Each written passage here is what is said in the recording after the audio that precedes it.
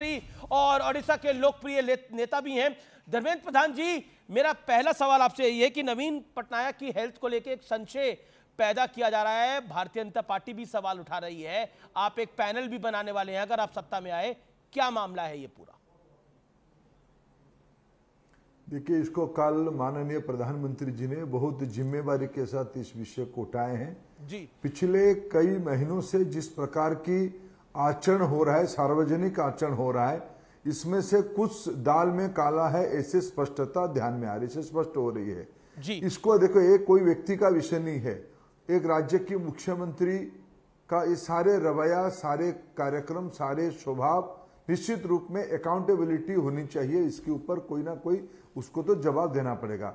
ये बात मेरे सामने भी आई है, मेरे को ध्यान में आया है कि माननीय मुख्यमंत्री जी ने अपना एक सफाई दिया है, लेकिन पिछले कई महीनों की जो सब कांड हुए हैं, जो सब घटनाएं हुए हैं, जिस प्रकार की वीडियो सामने आई है, इसमें प्रधानमंत्री जी ने जो विषय कहा है वो सही कहा है।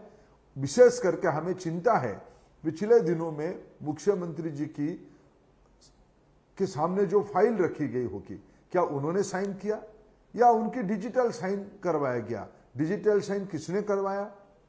इस प्रकार की हालत आई क्यों?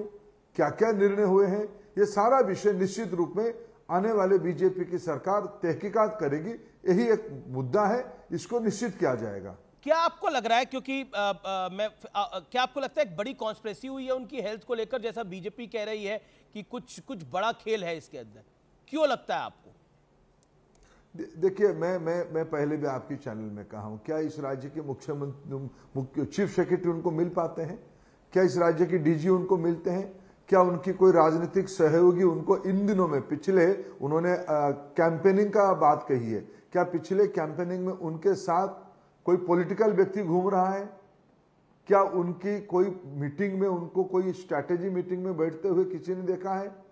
जो नवीन पटनायक जी को पिछले दिनों में जानते हैं, उसकी विपरीत कुछ हो रहा है। जब हो ही रहा है तब प्रश्न आना स्वाभाविक है। उन्होंने अपना एक सफाई आज दिया है, लेकिन विषय उनकी व्यक्तिगत का विषय नहीं है, वो उनकी स्वास्थ्य और दीर्घायु हो, शतायु हो, वो स्वस्थ रहे, हम सभी की इच्छा है। लेकिन 4.5 करोड़ लोगों की राज्य है, उस प्रकार की राज्य की अकाउंटेबिलिटी, उत्तरदायी, जवाबदेही सार्वजनिक होनी चाहिए। जी, लेकिन एक पांडियन को लेकर, वीके पांडियन को लेकर नवीन पटनायक ने बोला कि वो मेरे सक्सेसर नहीं होंगे, जिसको बीजेपी ने बड़ा चुनावी मुद्दा बनाया था। क्या अब आपके हाथ से वो मुद्दा निकल गया है, क्योंकि नवीन पटनायक ने खुद उसको आके क्लैरिफाई करने का प्रयास किया है? देखो, वो प्रयास ही किए हैं, अभी तक पूरा कैंपेनिंग खत्म होने की आखिरी दिन जी उन्होंने किया है। उसकी मतलब क्या है? जब उनको पक्का हो गया है कि शायद इस बार जाना 70% तय है, उन्होंने एक आखिरी दांव खेला है। लेकिन ये सब जानते हैं कि कैंडिडेट कौन तय किया, कैंपेनिंग कौन कर रहा है, सभा किसकी हो रही है। ये कोई काल परसों से तो नहीं हो रही है, पिछले 1 साल से एक योजना के तहत इसको किया जा रहा है। निर्णय कौन लेता है, निर्देश कौन देता है, सीएम डिजायर की थ्योरी कौन चलाता है? लेकिन क्या हुआ क्या है नवीन बाबू को? क्योंकि एक और वीडियो शेयर किया गया जो सोशल मीडिया पे, उनकी लात को कोई कंट्रोल कर रहा है और पांडियन साहब भी उनकी लात को कंट्रोल कर रहे हैं, वो भी वीडियो शेयर किया हेमंता बिस्वा शर्मा ने। हुआ क्या है पांडियन नवीन बाबू को? देखो, मैं किसी की व्यक्तिगत स्वास्थ्य के ऊपर टिप्पणी देना उचित नहीं मानता हूं, लेकिन मैं 2 विषय कहूंगा। माननीय मुख्यमंत्री जी दीर्घायु हो, शतायु हो, व्यक्तिगत रूप में स्वस्थ रहे, ये हम सभी की कामना है। लेकिन एक राज्य के मुख्यमंत्री करके उनकी जो भूमिका प्रशासनिक और उनकी राजनीतिक जो भूमिका रही है, निश्चित रूप में ये एक प्रश्न खड़ा किया है। उसी के बारे में भारतीय जनता पार्टी ने एक मत दिया है, उसमें हम अपना काम करेंगे। जी, करीब 2.5 महीने बाद लोकसभा चुनाव का प्रचार समाप्त हो गया, प्रधानमंत्री ध्यान लगाने गए हैं, लेकिन विपक्ष उस पर सवाल उठा रहा है। देखिए, ये उनकी मानसिक दिवालियापन की परिचय है। पिछले बार भी माननीय प्रधानमंत्री जी चुनाव शोर शराबा जब खत्म हो गई तब भी गए थे ध्यान करने के लिए।